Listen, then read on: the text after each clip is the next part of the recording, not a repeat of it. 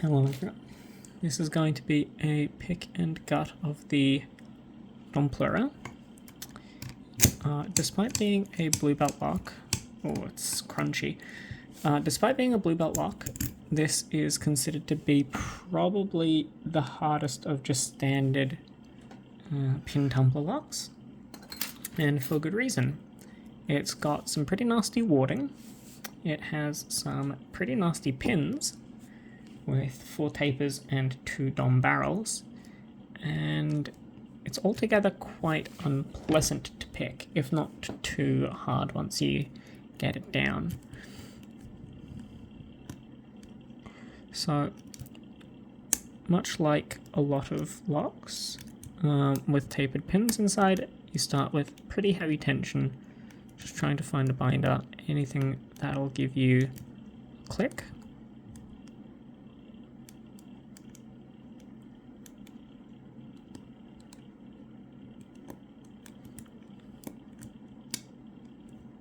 And hopefully not drop everything like I just did.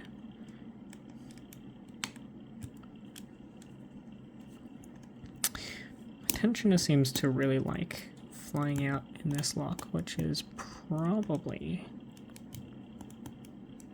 not a good thing. But yeah, so you just go around feeling,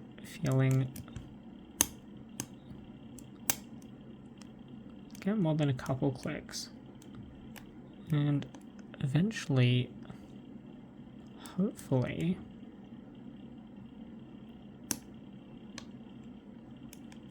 you'll get to a point where you get into a bit of a false set. So I'm going to try and use my way into that. I'll start loosening some tension as we get into the false set here. You can see, oh shit, we're about 10-ish degrees to the left there, counterclockwise. I'm going to put in a tensioner here. Or not, this is too thick. This one maybe works. So I can reposition my top of the keyway bar up here. There we go. And now with the spools, oh well, the barrels technically, they're not quite spools. Just have to go with light tension, feel where they are. 2, 3, 4, 5. The tensioner keeps falling out. 1.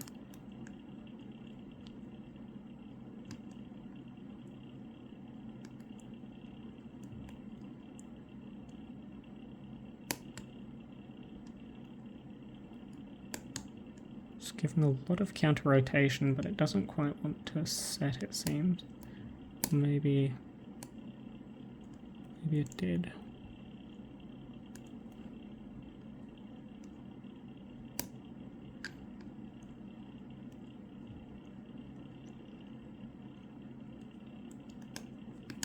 The lock sometimes asks for manual counter rotation, which can be a bit difficult.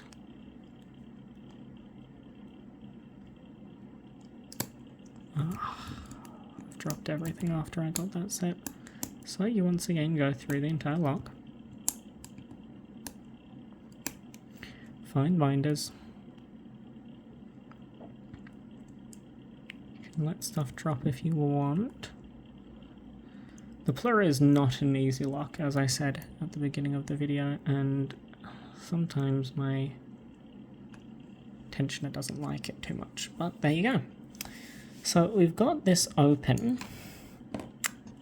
I'll keep this all in shot. Maybe I'll raise this up a bit, like this, yeah. So I'll keep this all in shot. As I bring this down to here, and I'll move this out of the way. So because it's a half euro, all you need to do is get rid of a C-clip at the back. I'll grab my C-clip pliers. which sometimes don't want to work. So by sometimes I mean a lot of the time. There we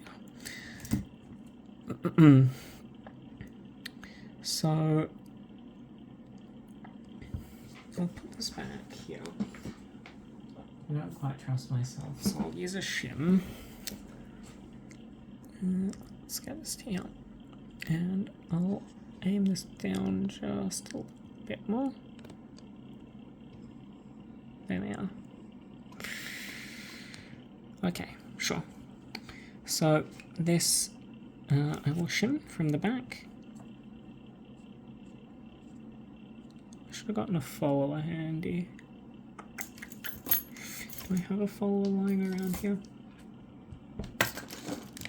Yes. This should hopefully work. I'll keep this in focus. Spawn this way, we'll do it this way then.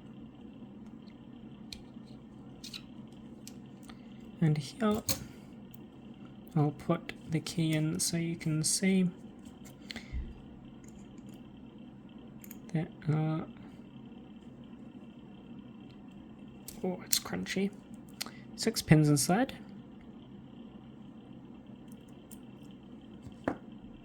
Oh, I got luck gunk all over my hand. Yeah, I'll need to give this a good clean. It's pretty dirty.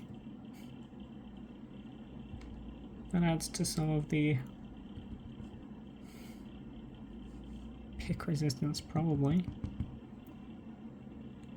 Where are my tweezers? Probably should have gotten this already, but do this. And something interesting about DOM pins is that a lot of the time with the brass, which is painted, it might be like nickel sulfate or something, is that a short or a tall key pin? That's supposed to be a short one. I wish I had kept track of my tweezers, so I don't just look like a fool now. I'll keep this close and short. Well, okay, well, we'll use these and we'll pretend I'm not a fool. So these pins, we'll use the first one to show. Come on, there we go. Let's see if this focuses. Come on, oh, wait. Focus for me. So you'll see they're standard, but they also come in these forms, which are torpedoes. Coppery torpedoes, you'll see.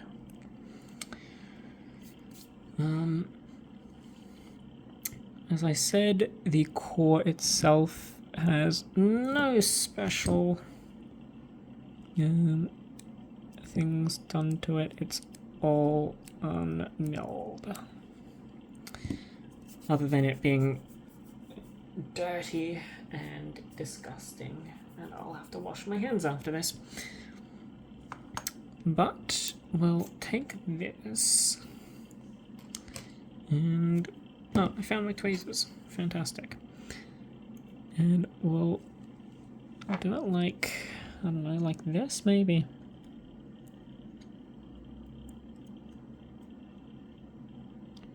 And out the front you see there is a spool. It's a pretty thin bodied one.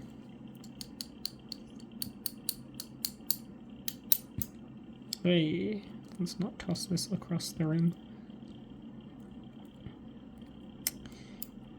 And the gunk on these pins is pretty incredible. Super nasty. The springs seem to have been spared, a majority of it though. Next, we'll see what's inside here. This is a tapered pin.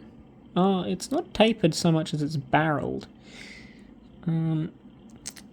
Again, the Plura has a lot of nastiness inside in terms of the feeling. Let's get this to focus, come on. And hopefully this might show. It's really unfocused. Hold on, I'll keep that down. There you go.